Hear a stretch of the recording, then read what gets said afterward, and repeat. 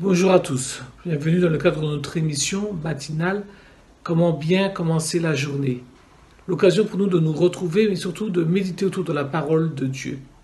La dernière fois que nous étions ensemble, si vous vous rappelez bien, nous avions évoqué ce texte d'Éphésiens au chapitre 4, verset 1, qui nous invitait à vraiment à vivre d'une manière digne de l'appel que nous avions reçu de Dieu. Matière digne, c'est-à-dire vivre à la lumière. Aujourd'hui, j'aimerais m'arrêter quelques instants avec vous autour du verset 2 qui nous dit effectivement, mais en toute humilité et douceur, avec patience, supportez-vous les uns les autres dans l'amour. Ici, nous avons deux notions extrêmement fortes, la question de l'humilité et la question de la douceur.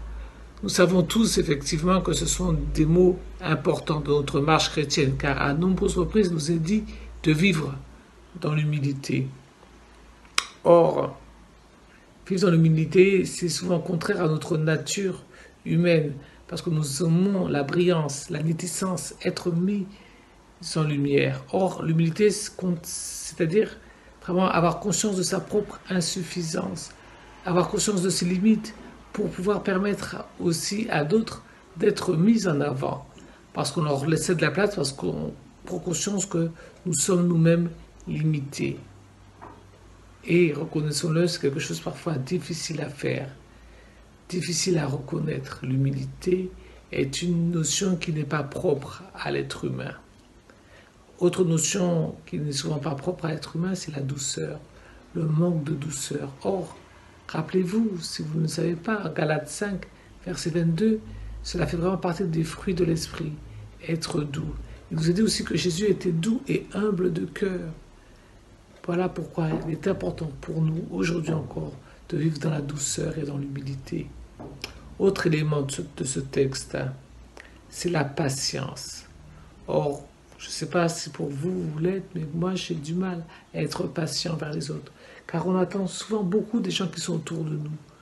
La patience est néanmoins un aspect de notre vie qui doit nous caractériser. Être patient les uns envers les autres. Être patient avec l'autre, c'est considérer que l'autre peut avoir aussi des limites et nécessiter chez nous un effort supplémentaire pour faire quoi? Pour le supporter. Car il nous est dit, supportez-vous les uns les autres. Cette notion de support est compliquée.